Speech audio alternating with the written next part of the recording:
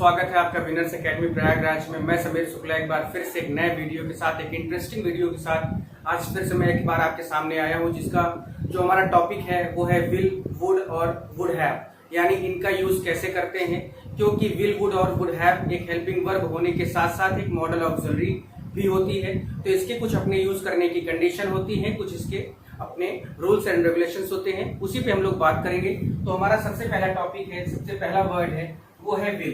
तो आपको पता होगा कि विल का यूज हम लोग गा गी के लिए, गा गी और गे के लिए यहाँ पर हम टेंस यानी फ्यूचर इंडेफिनिट टेंस के रूप में यूज करते हैं। लेकिन जब बात इसकी हम मॉडल्स में करते हैं तो इसका कुछ अलग ही इफेक्ट पड़ता है, कुछ अलग कंडीशन होती है। यानी विल की अलग कंडीशन होगी, वुड की अलग कंडीशन होगी और वुड हैव की अलग कंडीशन होगी। आज हम लोग पूरी तरह से इस पे फुल कॉन्सेप्ट के साथ पढ़ेंगे, समझेंगे, जानेंगे और आज के बाद से मुझे नहीं लगता कि आपको कोई प्रॉब्लम होगी इन्हें यूज करने में। You can use in your sentences, you can make any sentences bye it. ठीक है, तो आज इस पे बात करते हैं। सबसे पहला वर्ड हमारा है विल। ठीक है, विल की कंडीशन मैंने आपसे बताया कि हर एक वर्ड इसमें या मॉडल ऑक्सिलरी जितने भी होते हैं वो अपने आप में कंडीशनल होते हैं, यानी उनकी अपनी एक कंडीशन होती है। मैं सबसे पहली कंडीशन यानी विल की सबसे पहली कंडीशन के बारे में बात करूंगा। तो विल का जो यूज होता है वो हमेशा प्रॉमिस यानी वादा, प्रॉमिस यानी जब हम किसी से वादा करते हैं तो उस कंडीशन को शो करने के लिए, उस कंडीशन को प्रकट करने के लिए हम विल का ही प्रयोग करते हैं। इसके अलावा और कोई वर्ड नहीं है। बाकी वर्ड तो बहुत सारे हैं जिनको हम यूज भी कर सकते हैं, जिनको हम कर भी सकते हैं, यानी पूरी तरह से कुछ भी आप सेंटेंस बना सकते हैं इंग्लिश में। लेकिन एक सही ग्रामर यूज करने के लिए, एक सही सेंटेंस बनाने के लिए हमारे पास कई तरह के शब्द दिए गए हैं, जिनमें से एक है विल। और विल का यूज मैंने आपसे बताया कि विल का यूज हम लोग कहाँ करते हैं। तो विल का यूज हम लोग जब प्रॉमिस का भाव होता है, प्रॉमिस के लिए होता है, तो वहीं पर हम विल का प्रयोग करते हैं। और एक सबसे बड़ी बात कि विल का यूज हमेशा फर्स्ट और सेकंड पर्सन के लिए किया जाता है, यानी फर्स्ट और सेकंड पर्सन की जब बात होगी तभी हम विल का यूज करते हैं।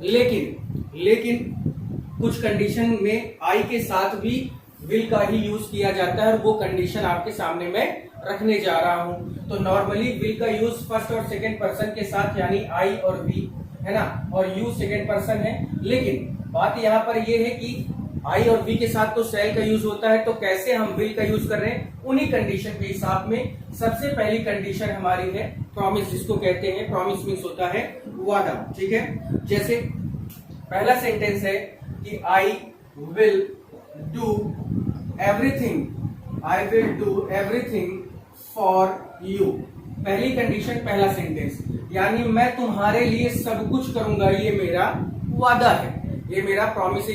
ये बात आप कब कहते हैं? जब किसी से आप प्रॉमिस करते हैं, किसी से आप वादा करते हैं, तब आप यही वर्ड यूज करते हैं कि आई विल डू इट या I will do everything for you.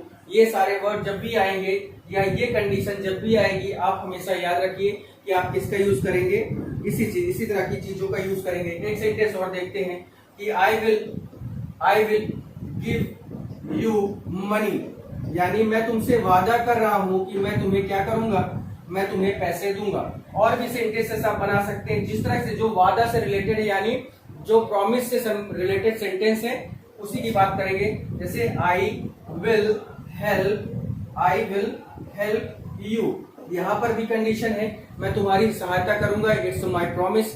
तो ये 3-4 सेंटेंस नहीं, आप चाहे जितने सेंटेंस बना सकते हैं जो प्रॉमिस यानी वादा करने का सेंस दे रहे होंगे, उनके लिए आप कोई भी सेंटेंस यूज कर सकते हैं, बशर्ते, यानी शर्त क्या होनी चाहिए, विल के लिए शर्त क्या होनी चाहिए, सबसे पहली कंडीशन प्रॉमिस की है। तो इस तरह से आप तमाम तरह के सेंटेंसेस यूज कर सकते हैं, जिस तरह के चाहे उस तरह के सेंटेंस यूज कर सकते हैं। जैसे एक और देखिए, I will take care of him, I will take care of him या हर, यानी मैं इसकी देखभाल करूंगा या करूंगी, या मैं उसकी देखभाल करूंगा। तो कोई लड़का भी हो सकता है, कोई लड़की भी हो सकती है। तो कहने का मतलब है कि ये जितने भी सेंटेंस आपके सामने लिखे हुए हैं, सभी सेंटेंस में निकलने वाला जो सेंस है वो कैसा है, वादा करने का यानी प्रॉमिस करने का भाव प्रकट कर रहा है। तो जब भी ये कंडीशन हो, आप इसी तरह के सेंटेंसेस बनाएंगे और यूज करेंगे। तो जब भी प्रॉमिस की बात होगी, आप विल का ही प्रयोग करेंगे, इसके अलावा कुछ नहीं करेंगे। ठीक है, आप इसका स्क्रीनशॉट ले लीजिए जिससे आपको हमेशा याद रहे। अब नेक्स्ट कंडीशन आती है कि प्रॉमिस के लिए तो ठीक था कि हमने विल का यूज किया।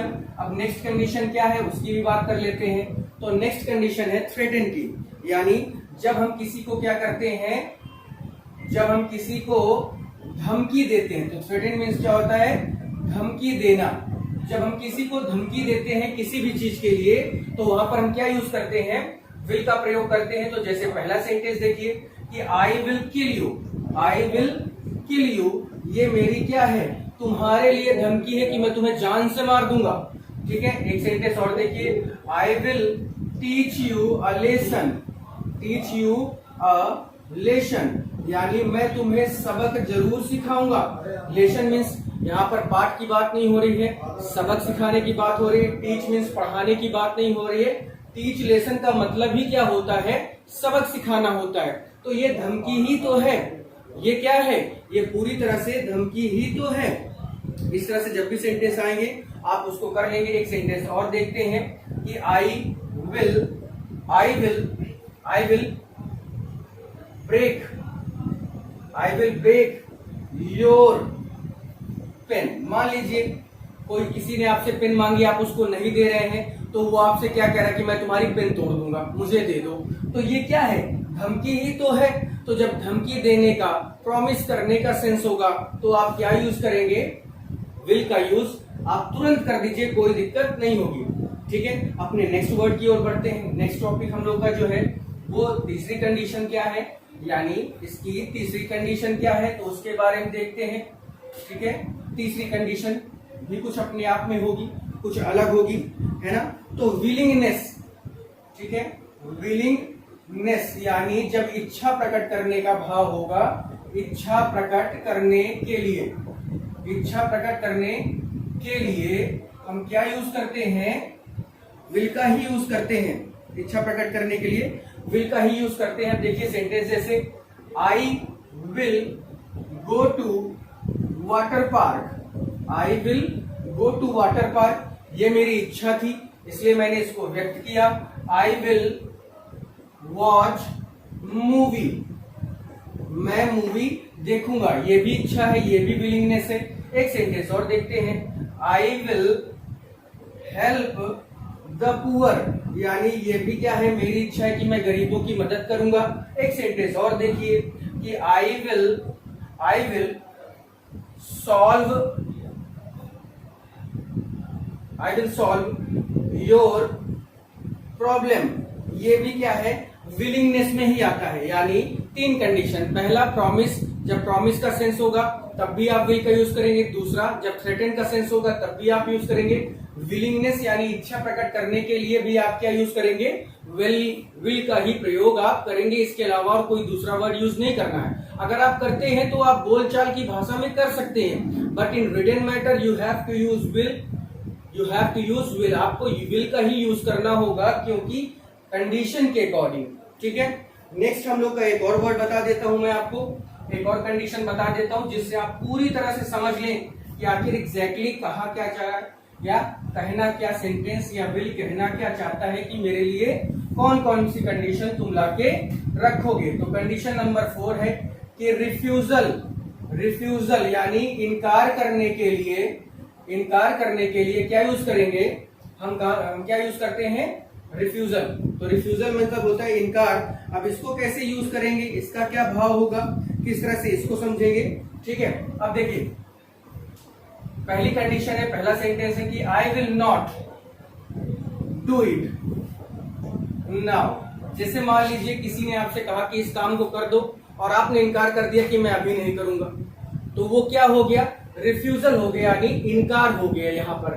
दूसरा सेंटेंस देखिए, I will not give you money, मैं तुम्हें पैसे नहीं दूंगा।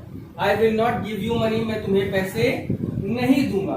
तो यहां पर भी क्या है, विल लगा है, यहां पर भी विल लगा है, निकल क्या रहा है सेंस, रिफ्यूजल का। तो ये भी कंडीशन है। एक कंडीशन और देखते हैं कि I will not go there with you, मैं तुम्हारे साथ वहां नहीं जाऊंगा, ये भी क्या है, विल का ही यूज हो रहा है। और एक कंडीशन देखते हैं कि I will not I will not invite her in my party, मैं उसे इन माई पार्टी, मैं उसे अपनी पार्टी में नहीं बुलाऊंगा। ये भी क्या है, इनकार किया जा रहा है, रिफ्यूज किया जा रहा है। अब एक चीज और समझिए कि जब भी विल नॉट को अगर आप शॉर्ट में बोलना चाहते हैं तो आप वांट का यूज कर सकते हैं। I won't do it, I won't give you money, I won't, WANT वाला वांट नहीं, वॉन्ट की बात हो रही। I won't go there with you, I won't invite her in my party. तो जब भी रिफ्यूजल की भी बातें होंगी तब भी हम क्या यूज करते हैं, विल का ही यूज करते हैं, क्योंकि इन सब के लास्ट में गा गी गे आ रहा है। तो आपको कंफ्यूज होने की जरूरत नहीं, क्योंकि वुड के साथ भी गा गी गे ही आता है, वुड हैव के साथ कुछ अलग कंडीशन होती है। तो ये याद आपको रखना है कि इसको हम कैसे कर सकते हैं, कैसे यूज करना है। आप चाहे तो इसका क्या, आप इसका तुरंत स्क्रीनशॉट लेकर इसको सेव कर लीजिए, जिससे आपको तुरंत इसका फायदा मिल जाया करे जब भी आप देखें। ठीक है, मैं आगे बढ़ता हूं। अब नंबर आता है वुड हैव का। अब नंबर आएगा वुड और वुड हैव का। तो वुड का यूज कहां कहां करते हैं, लेकिन सबसे पहले मैं वुड हैव की बात करता हूं। मोस्ट ऑफ द स्टूडेंट इसके बारे में नहीं जानते हैं कि वुड हैव का यूज कहां होता है, लेकिन आज की डेट से जो इस वीडियो को देख रहा होगा वो श्योर है अब जानने लगेगा कि वुड हैव का यूज होता कहां है। तो एक कंडीशन मैंने आपको कल लास्ट वीडियो में बताई थी कि जब भी हैव आएगा तो इसके साथ वर्ब की हमेशा थर्ड फॉर्म आती है। जब भी हैव आता है इसके साथ वर्ब की हमेशा कौन सी फॉर्म होती है, थर्ड फॉर्म होती है। तो अब आपको याद रखना है कि कैसे करना है, क्या करना है, ये देखना है। ठीक है, अब देखिए बात मैं करूंगा वुड हैव की। बहुत सारे मेरे ऐसे बच्चे हैं जो नहीं जानते हैं कि वुड का एग्जैक्टली यूज होता कहाँ है, कैसे होता है। तो मैं आपको दो शब्द बता देता हूं जिससे आपको पता चल जाएगा। तो एक शब्द है होता है और एक है चुका होता। जब भी हिंदी बोलने पर होता है या चुका होता शब्द आएगा, जब भी हिंदी बोलने पर होता है या चुका होता शब्द आएगा तो आपको क्या यूज करना है, वुड हैव। जैसे वह मर गया होता, प्रोबेबिलिटी की बात होती है, यानी संभावना की बात होती है, संभावना की बात होती है। इसमें प्रोबेबिलिटी या पॉसिबिलिटी जो भी आप नाम चाहे वो दे सकते हैं। यानी अगर जब बात हम होता या चुका, जैसे वह मर गया होता या वह मर चुका होता, है ना, क्लियर हो रहा है। वह मुझसे, वह भाग गया होता, वह घर से भाग गया होता या घर से भाग चुका होता। तो जब इस तरह की कंडीशन आए, होता या चुका शब्द आएगा तो आपको वुड हैव का ही प्रयोग करना है। वो चाहे कोई भी सेंटेंस हो, कैसा भी सेंटेंस हो, आपको इसी तरह से यूज करना है वुड हैव। जैसे वह भाग गया होता, वह जा चुका होता, मैं पहुंच चुका होता, मैं पहुंच गया होता, वह एग्जाम दे दिया होता, उसका सिलेक्शन हो गया होता या उसका सिलेक्शन हो चुका होता। तो होता है और हो चुका होता, इन्हीं दो सेंटेंस यानी यही दो वर्ड ऐसे हैं जब हिंदी निकालोगे या हिंदी को ट्रांसलेट इंग्लिश में करना है, then you have to use would have as a helping verb, then after you have to use the third form of the verb. Clear हो गया। अब आप समझ गए होंगे होता है और चुका होता, इन दो सेंस की जब बात होती है तो क्या यूज करते हैं, वुड हैव का प्रयोग सबसे पहले हम करते हैं। ठीक है, अब सेंटेंस देखिए, जैसे वह आ गया होता, वह आ गया होता। अब आपको आपके सामने क्लियर है कि होता शब्द आया है, तुरंत क्या यूज करना है, he would have come. Come came come, verb की थर्ड फॉर्म भी कम ही होती है। एक सेंटेंस और देखते हैं, वह मर चुका होता या मर गया होता या वह मर चुका होता। ठीक है, पॉसिबिलिटी है लेकिन मैंने मरने नहीं दिया। वह आ गया होता लेकिन वह पहुंच ही नहीं पाया, मतलब वह आया नहीं। वह मर चुका होता लेकिन मैंने नहीं मरने दिया। कहानी ये है कि इसमें पॉसिबिलिटीज तो होती है, यानी कोई काम हो सकता था लेकिन हुआ नहीं, या होने के चांसेस थे लेकिन वो पूरी तरह से टल गए। तो वह मर चुका होता तो क्या हो जाएगा, ही वुड हैव डाई। ठीक है, he would have died. Clear हो गया, ही वुड हैव डाइड। ठीक है, और एक सेंटेंस देखिए, वह पास हो गया होता, वह पास हो गया होता। ठीक है, वह पास हो गया होता या वह मर चुका होता, कुछ भी आप यूज कर सकते हैं। वह आ गया होता या आ चुका होता। ठीक है, उसी तरह से वह पास हो गया होता तो वह पास हो चुका होता। कुछ भी आप यूज कर सकते हैं। तो क्या लिखेंगे कि ही would have passed, he would have passed. कुछ भी आप यूज कर सकते हैं, यानी जब आपके सामने ये कंडीशन होगी then you have to use would have and the third form of the verb. Clear हो गया? होता और चुका होता, यही दो शब्द आपको जानने हैं, समझने हैं। इसके अलावा आपको कुछ परेशान होने की जरूरत नहीं है, ना तो इसके अलावा कोई इसकी और कंडीशन होती है तो वो भी आगे मैं बता देता हूं। तो पहली कंडीशन है, पहचान क्या है, होता है या चुका। ठीक है, सॉरी, होता या चुका, ये शब्द मैं लिख दूं तो ज्यादा अच्छा है। तो होता या चुका शब्द आएगा तो तुरंत आपको क्लियर होना चाहिए कि वुड हैव का प्रयोग होगा। एक सेंटेंस और देख लिया जाए जिससे और क्लियर हो जाएगा कि वह बच गया होता या वह बच चुका होता। क्लियर हो गया? यानी वो मरा नहीं। तो यहां पर मैं क्या लिख दूं कि ही वुड हैव सेव्ड। ठीक है, वह बच गया होता, ही वुड हैव सेव्ड, यानी वह बच गया होता अगर उसको बचाने की कोशिश की जाती या उसके साथ कोई कंडीशन ऐसी हो जाती कि वो ना मरता। तो कहानी कुल मिला के ऐसी ही है कि जब भी होता या चुका होता शब्द आएगा आपको वुड हैव का यूज करना है, इसके अलावा और कुछ भी नहीं करना। ठीक है, समझ में आ गया होगा? ठीक है, एक कंडीशन इसकी और होती है, मैं यहाँ पर रख कर रहा हूं। ठीक है, नेक्स्ट कंडीशन यहाँ पर है वुड हैव की। एक कंडीशन तो हो गई, दूसरी कंडीशन क्या है कि वुड हैव कहाँ यूज हो सकता है या और किन कंडीशन में यूज हो सकता है। तो दूसरी कंडीशन के लिए आप फिर से देखिए, एक बार फिर से इसको देखा जाए। वुड हैव प्लस वर्ब की थर्ड फॉर्म, पहली कंडीशन होता या चुका होता। दूसरी कंडीशन जो है वो ये है कि जब कोरी कल्पना यानी अनरियल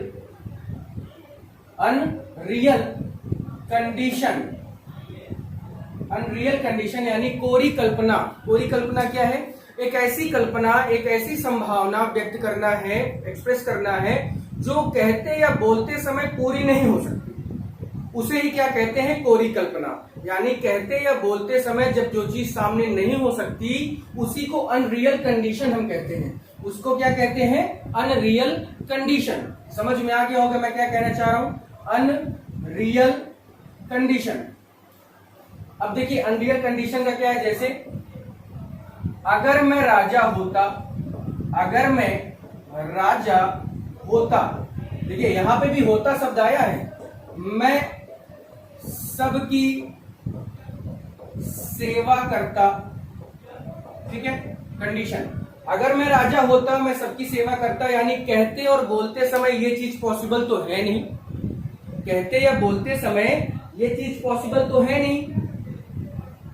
जब ये कंडीशन हो और होता शब्द दिया है तो आपको देखना क्या है, आप पहले वाले सेंटेंस को तो आप जानते ही होंगे कि कैसे यूज करना है। तो पहले वाले सेंटेंस को इफ और आई के साथ वर का यूज करना है। If I were a king, यानी अगर मैं एक राजा होता, कॉमा मैं सबकी सेवा करता, I would have served everybody. I would have served everybody. ठीक है, अगर मैं राजा होता then I would have served everybody. आप इस तरह से चाहे जैसे बनाए चाहे जितना बनाए कोई दिक्कत नहीं होगी। ठीक है, आगे बढ़ा जाए। इस पे अभी और एक चीज देखना है आपको, कैसे करना है ये भी देखते हैं, ये भी समझा जाएगा कि कैसे इसको करना है और क्या क्या कंडीशन हो सकती है। तो पहली कंडीशन तो मैंने आपको बता दी है। कंडीशन और देखिए कि अगर मैं चिड़िया होता, यानी कहते और बोलते समय ये चीज पॉसिबल नहीं है। अगर मैं चिड़िया होता, मैं उड़ जाता। ठीक है, अगर मैं चिड़िया होता मैं उड़ जाता। तो यहां पर फिर वही कंडीशन है कि if I were A bird, full stop करके या कॉमा करके, आई would have fly flu phloem होता है। ठीक है, ये हो जाता आपका। क्लियर हो गया? तो यानी कंडीशनल सेंटेंस में भी क्या होता है, आप किसका यूज करते हैं? वुड हैव का यूज करते हैं। कंडीशनल सेंटेंस में आप वुड हैव का यूज करते हैं। ठीक है, अब मैं नेक्स्ट सेंटेंस की ओर बढ़ रहा हूं, यानी अब हम लोग पढ़ेंगे वुड का यूज। वुड हैव का आपको समझ में आ गया होगा कि वुड हैव कैसे यूज करते हैं, और या विल का यूज समझ में आ गया होगा, विल कैसे यूज करते हैं। ठीक है, अब आगे बढ़ते हैं वुड की ओर, यानी हमारा जो नेक्स्ट वर्ड है वो क्या है, तो वो है वुड। नेक्स्ट वर्ड है वुड। ठीक है, वुड की जब बात करते हैं तो इस पे भी वही कंडीशन है। कंडीशन क्या है कि गा गी गे का ही सेंस होता है, यानी विल का ही सेकेंड फॉर्म क्या होता है, वुड होता है। विल का सेकेंड फॉर्म क्या होता है, वुड होता है। अब यहाँ पर कंडीशन ये कि इसको पहचानने, इसको यूज करने के क्या क्या तरीके हैं, इसको कैसे जाना जाए, कैसे पहचाना जाए। तो सबसे पहली कंडीशन है इसकी, वुड की सबसे पहली कंडीशन है पोलाइट रिक्वेस्ट। पहली कंडीशन है पोलाइट रिक्वेस्ट, यानी विनम्र निवेदन। विनम्र निवेदन पहली कंडीशन है, विनम्र निवेदन। समझ में आ गया होगा कि इसमें क्या कहा जा रहा है, यानी जब हम किसी से क्या करते हैं, रिक्वेस्ट तो करते हैं। रिक्वेस्ट में तो आप ये भी कह सकते हैं प्लीज गिव मी वाटर, लेकिन जब आप वुड का यूज करते हैं कि would you please give me a glass of water, तो थोड़ा सा और ज्यादा प्यार से आप किसी से रिक्वेस्ट कर रहे हैं। Otherwise please give me water you can say any type of, मतलब आप कुछ भी यूज कर सकते हैं। लेकिन जब थोड़ा सा और पोलाइटनेस दिखानी हो, एकदम मन उसका नहीं भी होगा देने का और वो दे देगा, अगर आप ये चाहते हैं कि उसका मन भी ना हो और वो आपको क्या दे दे, पानी दे दे, then you have to use wood. ठीक है, आपको क्या यूज करना है, वुड का यूज आपको करना है। तो पोलाइट रिक्वेस्ट की बात मैं करूं, और एक सबसे बड़ी बात कि पोलाइट रिक्वेस्ट जब आप करेंगे तो आपका सेंटेंस किसमें होगा, इंट्रोगेटिव में होगा। किसमें होगा, इंट्रोगेटिव जैसा होगा। पोलाइट रिक्वेस्ट किसमें होगी, इंट्रोगेटिव सेंस में होगी। अब देखिए, जैसे मैं आपको बताऊं, जैसे पहला सेंटेंस है कि would you please give me a pen, यानी क्या तुम मुझे एक पेन दोगे, या क्या तुम मुझे एक पेन देना चाहोगे। प्लीज लग जाने से, अगर प्लीज हटा दिया जाए तो कोई बड़ी बात नहीं। प्लीज लग जाने से केवल एक ही चीज होती है कि और उस पर इफेक्ट पड़ जाता है, और उस पर इफेक्ट पड़ जाता है। लेकिन प्लीज हटा दो तब भी कोई दिक्कत नहीं। तो चाहे लगाओ चाहे ना लगाओ, वो आपके ऊपर है, उसका कोई इफेक्ट, कोई प्रभाव नहीं पड़ता। लगाओगे तो और ज्यादा वो रिक्वेस्ट वाला सेंस देगा, नहीं लगाओगे तब भी आपको पानी या पेन मिल जाएगा। ठीक है, एक सेंटेंस और देखते हैं कि would you like to tell me the way of station, यानी क्या तुम मुझे स्टेशन का पता बताना चाहोगे या पता बताओगे। तो लाइक और प्लीज ये सब वर्ड लिखे हैं, तो इनका कोई यहाँ पर पसंद करने का भी सेंस हो सकता है कि क्या तुम मुझे स्टेशन का पता बताना पसंद करोगे। लेकिन यहाँ पर पसंद और नापसंद तो दूसरे की है ना, हमें इससे मतलब नहीं है। हमें मतलब ये था कि वुड का यूज कैसे होगा। अगर आप लाइक का यूज हटा दो, प्लीज का यूज हटा दो, कोई फर्क नहीं पड़ता सेंटेंस में। लगाए रहोगे तो थोड़ा सा और अच्छा ही दिखेगा, नहीं लगाओगे तब भी कोई दिक्कत नहीं। तो completely depend upon you whether you use like और प्लीज। ठीक है, आप इसको यूज करें और ना करें ये आपके ऊपर है, मैंने कर दिया है।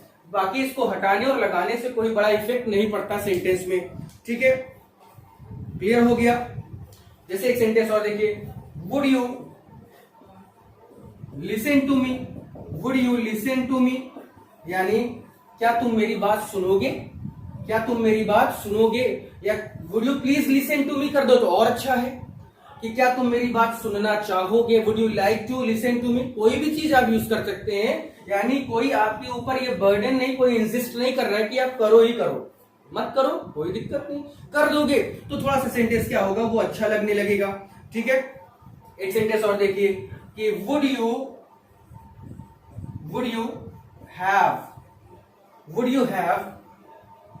या वुड यू टेक कर दीजिए तो और अच्छा है। लेकिन हैव का मतलब यहाँ पर हेल्पिंग वर्ब नहीं है, हैव का मतलब लेना है। तो would you have a cup of T with me, यानी क्या तुम मेरे साथ एक कप चाय पीना चाहोगे या एक कप चाय पीना पसंद करोगे। तो ये आप कर सकते हैं, यानी आप चाहे तो प्लीज का यूज करें चाहे ना करें, लाइक का यूज करें चाहे ना करें। ये कुछ ऐसा ही है कि एक सिंपल सा कोई बंदा है, कोई लड़की है, उसको थोड़ा सा सजा के उसका मेकअप कर दो। तो उसी तरह से सेंटेंस एक नॉर्मल सा था, उस पे हमने प्लीज लगा के उसका मेकअप कर दिया। लाइक का यूज बिना, सेंटेंस नॉर्मल सा था, लाइक लगा के उसका मेकअप कर दिया, उसको मतलब बढ़िया गोरे से सुंदर सा बना दिया। तो कहने का मतलब ये है कि अगर आप सेंटेंस में लाइक और प्लीज का यूज करते हैं या नहीं करते कोई इफेक्ट नहीं पड़ता, आप चाहे इसको जैसे भी बना सकते हैं। ठीक है, एक सेंटेंस और देखिए कि वुड यू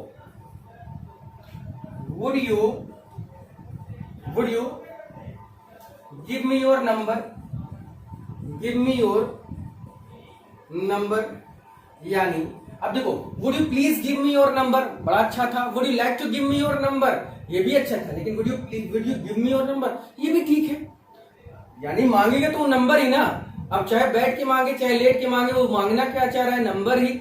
तो चाहे भाई प्लीज लगाओ चाहे लाइक लगाओ, आपके ऊपर है, नहीं लगाओगे तब भी नंबर ही मांगोगे, लगा दोगे तब भी और मांगोगे। यानी अगर प्लीज लगा दोगे तो ये समझा जाएगा कि अगर नंबर नहीं दोगे तो वो बचा रहेगा, प्लीज लगा दोगे तो ये होगा कि हाँ भाई नंबर दे दो नहीं तो मर जाएगा। ठीक है, तो क्लियर हो गया, समझ में आ गया होगा मैं क्या कहना चाह रहा हूं। तो इस तरह से वुड का यूज पहली कंडीशन में पोलाइट रिक्वेस्ट की तरह करते हैं। ठीक है, आप इसका चाहे तो स्क्रीनशॉट ले सकते हैं, इसके बाद हम लोग आगे बढ़ेंगे। नेक्स्ट वर्ड है हमारा, यानी नेक्स्ट इसकी कंडीशन है। एक कंडीशन हो गई पोलाइट रिक्वेस्ट की, पहली कंडीशन क्या थी, पोलाइट रिक्वेस्ट की थी। दूसरी कंडीशन क्या है वो भी देखते हैं। तो दूसरी कंडीशन में क्या कहा जाता है, जब हम बात पॉसिबिलिटी की करें, पॉसिबिलिटी यानी संभावना की करें।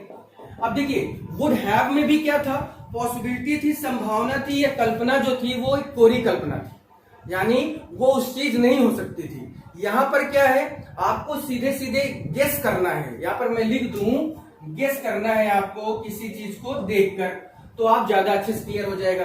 तो गेस करना, पॉसिबिलिटी शो करना, बातें एक ही होती हैं, बस गेस लिख जाने से ये होता है कि हाँ यहाँ पर संभावना, यानी आपको कुछ चीजें क्लियर नहीं पता है, बस आप उसके बारे में क्या कर रहे हैं, सिर्फ एक अपना अनुमान लगा रहे हैं, सिर्फ एक बात आप कह रहे हैं कि ऐसा हो सकता है या नहीं हो सकता।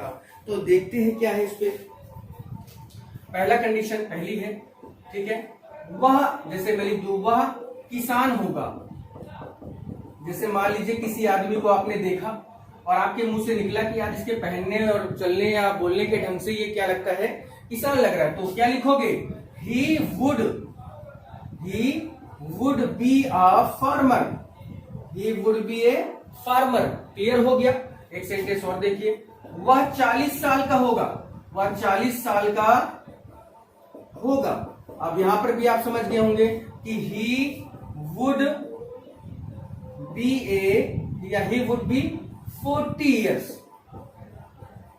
ठीक है, वह 40 साल का होगा। एक कंडीशन और देखते हैं। तो जब भी आप ये क्या कर रहे हैं, आप ये गेस ही तो कर रहे हैं ना कि वो किसान होगा, वो 40 साल का होगा, या कोई भी चीज है, तो इस तरह से आप समझना है आपको। जैसे he would be her husband, यानी वो उसका पति होगा, या सी वुड बी हर वाइफ, वो उसकी पत्नी होगी, तो वो उसका पति होगा, होगा गा गी गे आ रहा है ना, तब भी ये कंडीशन क्या होगी। तो मैं यहाँ पे लिख भी दे रहा हूं कि हिंदी में क्या निकलेगा, होगा शब्द आएगा। वह किसान होगा, वह 40 साल का होगा, वह उसका पति होगा, वह उसकी पत्नी होगी, या कुछ भी होगा। आपको जब होगा सेंस दे तो आप क्या यूज करेंगे, वुड का ही आप प्रयोग करेंगे, और कुछ आपको नहीं प्रयोग करना है। एक करेक्ट सेंटेंस और देखिए, वह या ही वुड रीच देयर, वह वहां पहुंच गया होगा।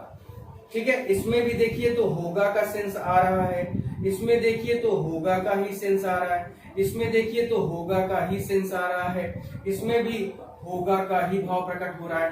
तो यानी जब होगा शब्द का भाव प्रकट होगा तो आप क्या यूज करेंगे, वुड का यूज कर देंगे, बिना कुछ सोचे समझे, यानी आपको सोचने विचारने की जरूरत नहीं है। तो देखिए विल का जो यूज हो रहा था वो गा गी गे के सेंस में हो रहा था, वुड हैव का जो यूज हो रहा था वो होता और चुका होता का सेंस में हो रहा था, और जब वुड का यूज होगा तो होगा का सेंस में होगा। होता और होगा दोनों में बहुत अंतर है, ठीक है। होता और होगा दोनों में अंतर है। इसको थोड़ा सा आप सोचिएगा, फील करिएगा, समझने की कोशिश करिएगा कि कैसे इसको हम इसका फाइंड आउट कर सकते हैं, कैसे इस चीज को पता कर सकते हैं कि यहाँ पर क्या होना चाहिए। बाकी सेंटेंस आप आराम से निकाल लेंगे। इंग्लिश में लिखा है तो उसकी हिंदी निकाल लेंगे, और हिंदी में लिखा है तो आप उसकी इंग्लिश बना लेंगे। यानी अब आप क्या हो सकते हैं, पूरी तरह से क्लियर कर सकते हैं कि यहाँ पर क्या होना चाहिए और क्या नहीं होना चाहिए, ठीक है। नंबर 3 कंडीशन है future in the past. Future in the past, future in the past का क्या मतलब है, यानी भूतकाल में, पास्ट में फ्यूचर की बात करना। पास्ट में फ्यूचर की बात करना, पास्ट में फ्यूचर की बात करना ही क्या है, फ्यूचर इन द पास्ट कहलाता है।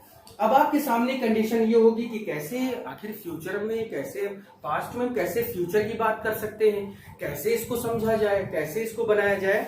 तो मैं आपके सामने एक सेंटेंस लिखता हूं नरेशन का, अब आप उसको समझिए। सेंटेंस है कि जैसे उसने, मैं नरेशन की हिंदी पहले लिख देता हूं कि उसने मुझसे कहा, कॉमा, उसने मुझसे कहा वह कल आएगा, वह कल आएगा। अब सेंटेंस उसने मुझसे कहा वह कल आएगा। अब पहले ये देखना है, नॉर्मली हम लोग क्या करते हैं, इसको सीधा सा क्या बनाते हैं कि ही विल कम और फिर टुमारो कर देते हैं। नॉर्मली यही हम लोग करते हैं, नॉर्मली हम लोग यही करते हैं। लेकिन मैं आपको बता दूं कि एक बात आपको अच्छे से पता भी होगी, याद भी होगी, जानते भी होंगे कि जब भी हमें ये दिखाई देता है कि 2 सेंटेंस है, तो ये आपको अच्छे से पता है कि जो पहला वाला सेंटेंस जो जिस टेंस में होता है वही टेंस में दूसरा वाला भी होता है। पहला वाले सेंटेंस का जो टेंस होगा, यानी प्रिंसिपल क्लॉज का जो टेंस होगा, वही सबऑर्डिनेट क्लॉज का भी टेंस होता है कि नहीं होता। ये आपने अच्छे से पढ़ा है। ऐसा नहीं है कि ये प्रेजेंट में है तो वो पास्ट में हो जाए, ये पास्ट में है तो वो प्रेजेंट में हो जाए। अर्थात यहाँ ये रिपोर्टेड स्पीच है, इसका मतलब ये अभी पूरा नहीं हुआ था कि उसने मुझसे कहा, तो क्या कहा वो आपको बताएगा कि वह कल आएगा, है ना। तो यानी ये सेंटेंस अब पास्ट हो चुका है बोलते समय। यानी मैं अपने दोस्त के पास गया, उसने कहा भाई राम नहीं आया, तो आप बोले उसने मुझसे कहा कि वह कल आएगा, ठीक है, उसने मुझसे कहा वह कल आएगा। इसका मतलब है कि जो कल था, जिस समय ये बोला जा रहा था, आज के समय में वो पास्ट हो गया। तो अब आप क्या करेंगे, ही सेड लगाएंगे, ही सेड कॉमा कर देंगे। या अब आप जानते हैं कि ही सेड दैट का भी यूज किया जाता है नरेशन में। तो he said he would come, otherwise he will come नहीं होता है। होता क्या है, क्या होना चाहिए, he said he would come, he said he would come, और फिर टुमारो का यानी वो कल आएगा। क्लियर हो गया, समझ में आ गया होगा। एक सेंटेंस इसी तरह से और कि he told me that he would give you money,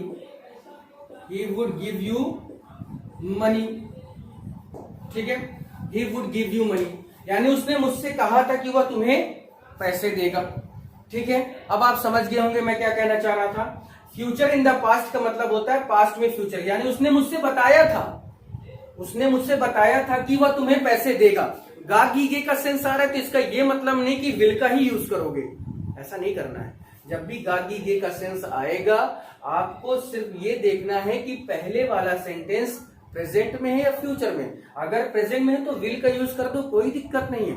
लेकिन अब आपको दिखाई दे रहा है कि टेल की सेकेंड फॉर्म है टोल्ड, जो पास्ट में है, तो इसका मतलब दैट एक कंजंक्शन, और कंजंक्शन के बाद दूसरा सेंटेंस।